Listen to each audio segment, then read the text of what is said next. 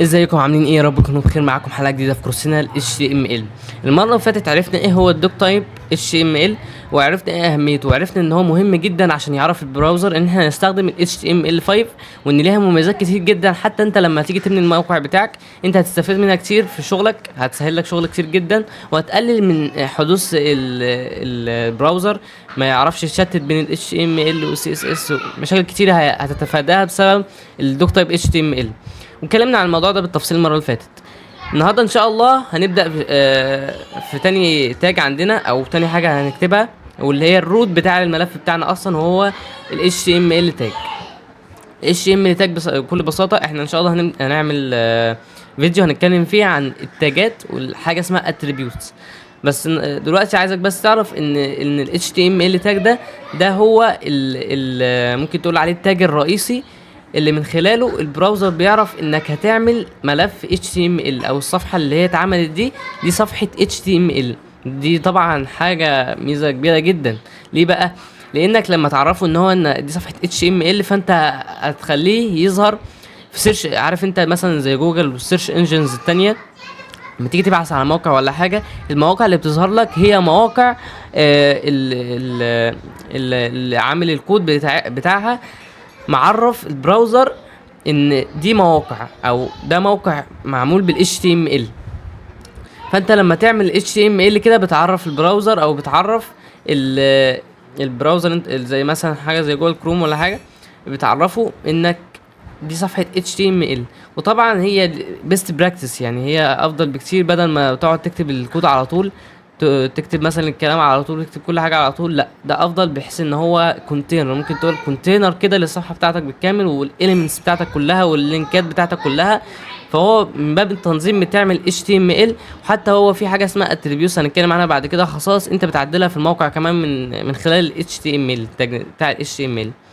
تاني حاجه جواه قسمين اساسيين في جوه التاج بتاع ال HTML. طبعا حاجه عايز اعرف عليها برضو، ال HTML كل element او معظم الاليمنتات الاليمنتس ممكن تحط جواها elements تانية. يعني HTML ده كونتينر بنحط جواه تاجز تانية.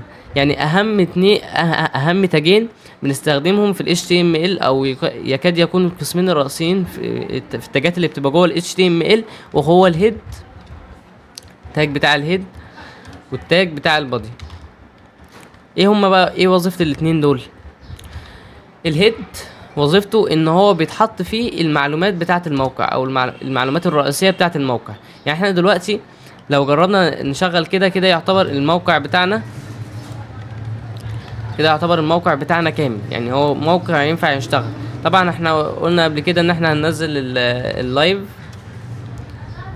اللي هو اللايف سيرفر ده اللي هيخلينا نقدر من خلاله نعمل لوكال هوست ده اللي هو يشغل الموقع بتاعنا على الجهاز بتاعنا بس. يعني نقول له ستارتنج، بيفتح معانا كده زي ما انتم شايفين صفحة ال HTML بتاعتنا.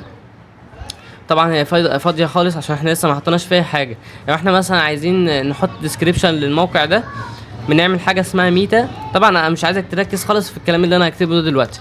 نعمل حاجة اسمها ميتا نيم description value content content simple HTML page مثلا كده. ده يعتبر description للموقع بتاعنا. يعني انت مثلا لما تيجي تبحث على موقع ولا حاجه، فطبعا هو بيجيب لك description تحت كده. مثلا بعد ما انت تبحث مثلا في جوجل بيجيب لك description كده للموقع. دلوقتي انت مش عايز تعمل كده برضه، انت عايز تعدل مثلا التايتل بتاع الموقع. التايتل اللي فوق ده مش عاجبك مثلا، عايز تعدله برضك من خلال الهيد. بتعدل التايتل ده، تكتب تايتل، تاج بتاع التايتل، تكتب مثلا هالو وورلد، او اي حاجه، اي حاجه انت عايز تكتبها، اي تايتل، او تغير هنا اهو. فهو الهيد بكل بساطه عباره عن التاج اللي هو من خلاله بتحط جواه حاجات تانية، تاجات تانية بتساعدك في تعديل البيانات بتاعت الموقع. او ممكن كمان بتحط فيه حاجات تانية ان شاء الله هنتعرف عليها، وهي CSS. ملفات CSS بتحط السورس بتاعها برضك في الهيد. بحيث ان هو يعرف ياخد الستايلات منه. ممكن تحط السكريبتات بتاعتك برضو اللي احنا هناخدها في كورس ان شاء الله، في كورس الجافا سكريبت، بتحط برضو السورس بتاعها فيه. فهو يعتبر الملف الرئيسي فهو يعتبر الملف الرئيسي لكل او التاج الرئيسي اللي بتحط فيه معلومات الموقع بتاعك. تاني تاج عندنا او القسم التاني في التاجات اللي بتحط في ال HTML من الاقسام المهمة جدا، وهو البادي. البادي ده هو وظيفته انك بتحط فيه مكونات الصفحه بتاعتك بقى، الصفحه الداخليه بتاعتك انت بتحط فيه المكونات بتاعتها. يعني مثلا انا دلوقتي عايز اكتب كلام، ما تركزش برضك في الكلام ده، ان شاء الله هناخده بالتفصيل. عايز اكتب كلمه مثلا في الصفحه، فهو البادي مسؤول هو اي حاجه انت بتكتبها في البادي بتظهر على الصفحه الرئيسيه او الصفحه البيضاء اللي قدامك دي. فاحنا زي ما انت شايف كده دلوقتي كتبنا تاج بتاع الكلام، كتب الكلمه اللي انت عايزها. فكده عرفنا ايه هو ال HTML، وان هو يعتبر روتنج او الكونتينر الرئيسي لاي صفحه HTML او لاي موقع، وانه بيعرف البراوزر انك بتعمل ان الصفحه دي صفحه HTML، وانها صفحه طبعا بعيدا عن الدوك تايب ان هو صفحه HTML5. انت دي اصلا مهمه انك تعرفه انك هتكتب HTML اصلا، اللي هو التاج بتاع ال HTML، وانها اصلا كونتينر لاي صفحه HTML. طبعا زي ما قلنا بعد كده قبل كده ان هو ليه خصائص كتير جدا بتعدل من خلالها موقع برضه. بعد كده جواه في القسمين الرئيسيين اللي هو الهيد والبادي. الهيد اللي انت بتحط فيه معلومات الموقع بتاعك، زي مثلا الديسكريبشن، هتحط فيه التايتل، هتحط مثلا في حاجه زي السكرين اللي هيتعرض عليها الموقع دي هتبقى حجمها ازاي، تبقى عامله ازاي. ده الهيد. هنتكلم بالتفصيل عن الحاجات اللي هتبقى جواه، يعني ما تركزش جوه اللي جوه الهيد دلوقتي.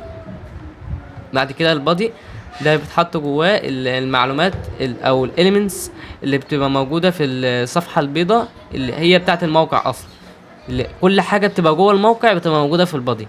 طبعا دي تقسيمه كويسه جدا، او تقسيمه الاكثر شهره، اللي هو ال HTML بيبقى جواه الهيد المعلومات اللي بتاعه الموقع، حط بقى في اللينكات بتاعتك كلها بتاعه الستايلات بقى وبتاعه السكريبتات.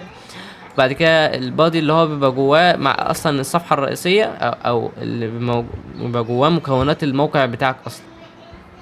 وبس كده. متنساش تعمل لايك وسبسكرايب وشير، وان شاء الله في الحلقه الجايه هنشرح ايه هو التاجز والاتريبيوتس بالتفصيل. متنساش تعمل لايك وسبسكرايب وشير. السلام عليكم ورحمه الله وبركاته.